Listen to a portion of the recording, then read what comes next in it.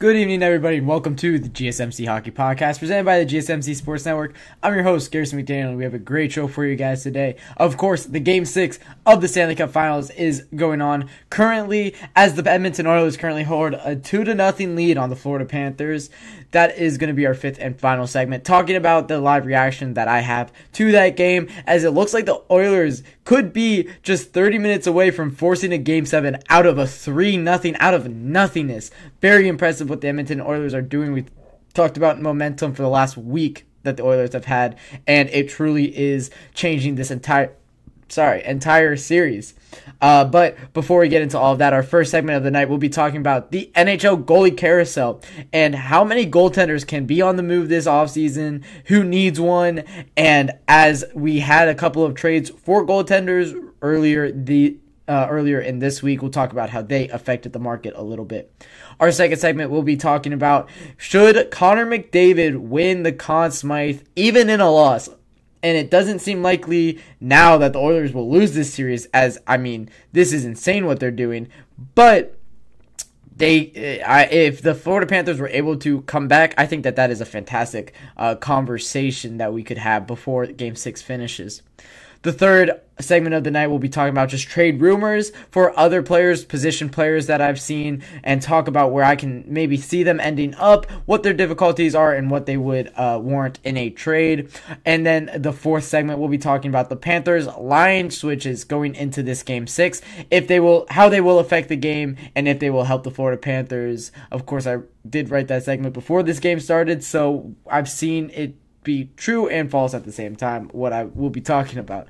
But before we get into all that, as always, if you would like to become a bigger part of the show, help out the GSMC Sports Network in more ways than you guys already do, use the tips and donations link at gsmcpodcast.net. It does help all of the creators here out at the GSMC Sports Network. It is much appreciated. And you could ask me a question that will show up across the screen as well.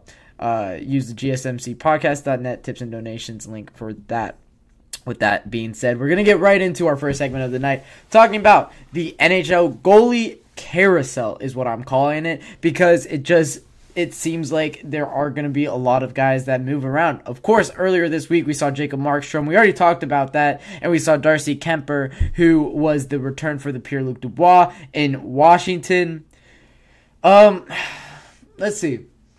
Jacob Markstrom is a top, I want to say around top 10, maybe on the back end of that, or maybe, in the 10 to 15 range in goaltenders in the NHL, probably. He has his time, and he can definitely have moments. He could be a very great goaltender in the NHL also. But for what we saw for his return was a first, and we saw a young defenseman who kind of looks like he will top out at a top 4 D-man, maybe a top 6 on a playoff contending roster. So that kind of sets the market, right?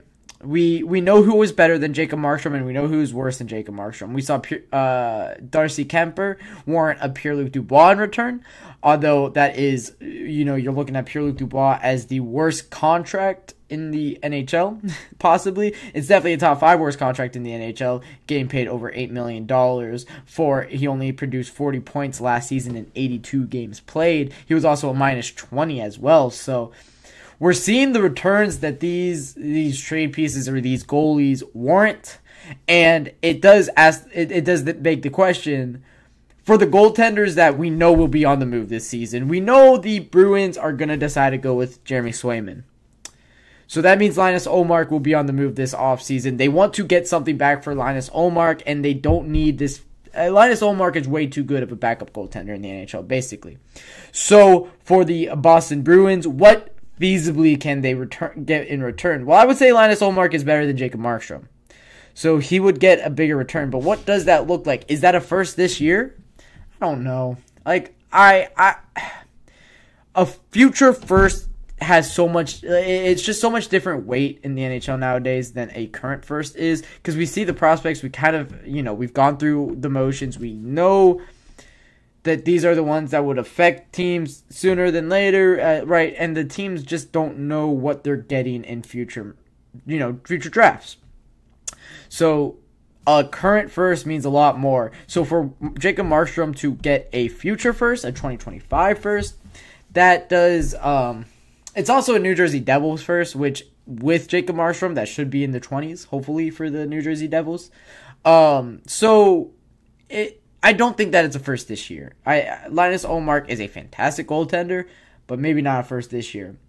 Okay, then that asks the questions, are they looking for prospects, the Bruins? Probably not. They're probably looking for an established winger, an established defenseman maybe, that could play in their top 4 or top 6. Who is that? That's the next question. Well, we'll talk about the forwards that are being toted around right now by these teams, but I know Cam Atkinson by the Flyers is one that maybe you would look at if you're the Bruins. That is a former 40 goal scorer in the NHL. The guy can score 20 in the season, pretty guaranteed. He is 35. He has 1 year left on a $5.88 million contract. So we'll talk about Cam Atkinson more in the third segment of the night. But that could be an interesting one. Or if they're going for the picks route, but it's the Boston Bruins, so they usually don't like to get too many picks in drafts. I would say it would be a current second with a future second, or a future first with a current third or fourth. I think that could get you Linus Ullmark, or if you want to add in a piece, that could kind of eliminate the future first or future second if you do choose to trade away your current second. The thing is that teams know that the Bruins want to move on from Linus Ullmark. So it's interesting. Some teams that I know could definitely go for a Linus Ullmark are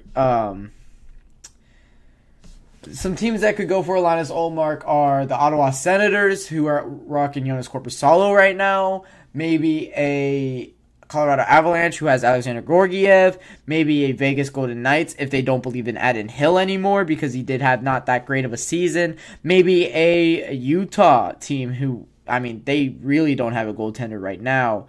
Or Minnesota Wild, potentially, but I don't think that they're really in win-now mode. Probably not. Maybe a Columbus Blue Jackets if they want to move on from Elvis Merzlikins. Maybe, I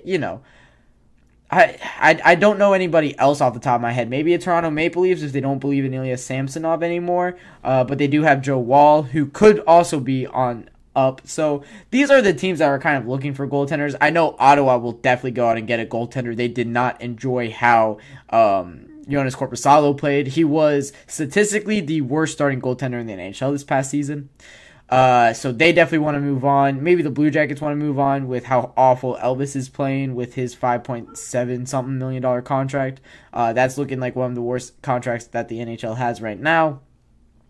You also have I know Stuart Skinner is playing some fantastic hockey right now, but I don't think that that's really the way that the Oilers want to go, and I think that they will move on from Jack Campbell, which is a buyout candidate. I'm not even going to talk about Jack Campbell as a trade piece because I don't think that I think he'll go to free agency if anything. Nobody's taking on that contract.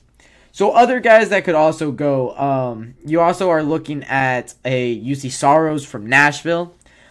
He could definitely be on the move as the Predators kind of start a rebuilding process.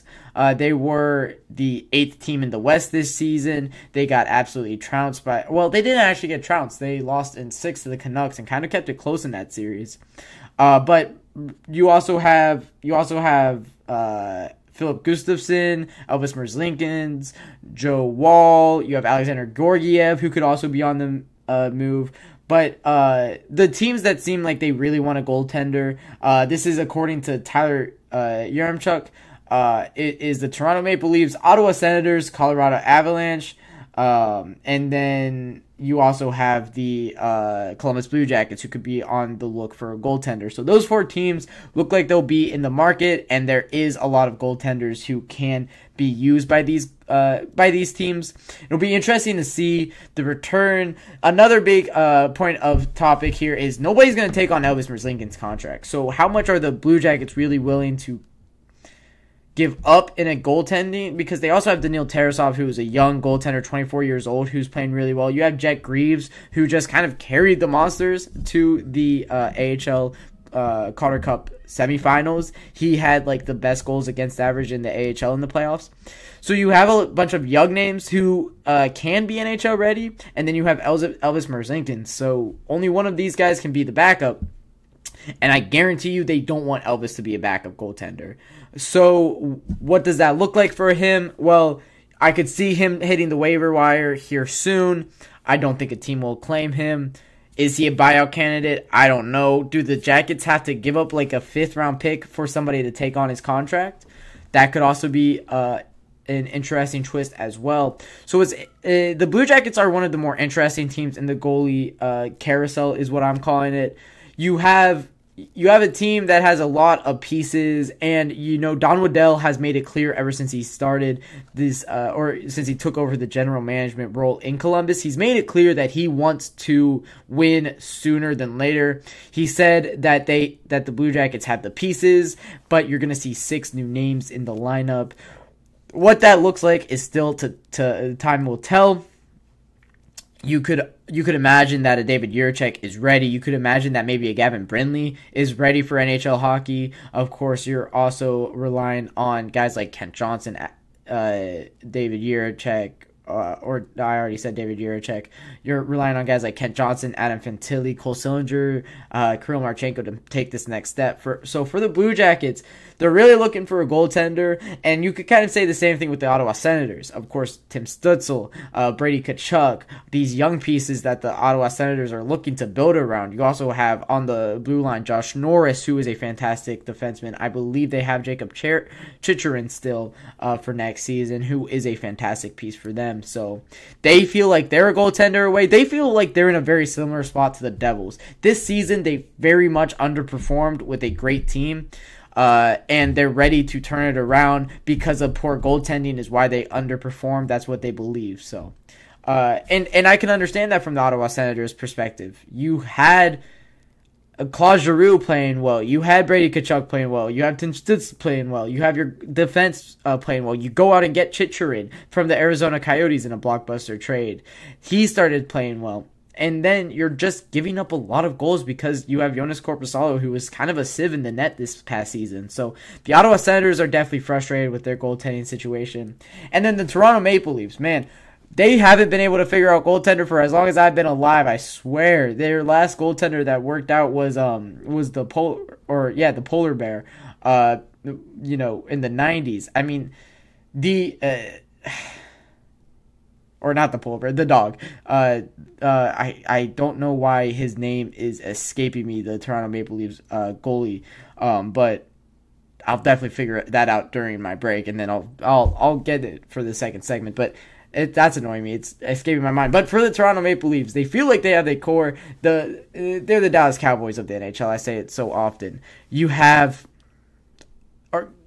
what's it? Sorry, that's on my brain. You have for the Toronto Maple Leafs the core that can get it done. The core 4. We talk about it so often. Tavares, Matthews, Marner, Nylander. These guys are superstars in the NHL, and they just feel like the back end lets them down time and time again. What do they need to do? They need to go out and get a goaltender this offseason if they are really serious about competing in the East next year, because the East is only getting better, and they're only going to get worse with Tavares aging and with some contracts coming up here soon. So that'll wrap it up for our NHL Goalie Carousel talk. In the third segment, if you like trade talks and trade rumors, we're going to be talking more on trade rumors in that third segment, but that'll take us into our first break of the night and second segment. Can McDavid win the Conn Smythe even in a loss?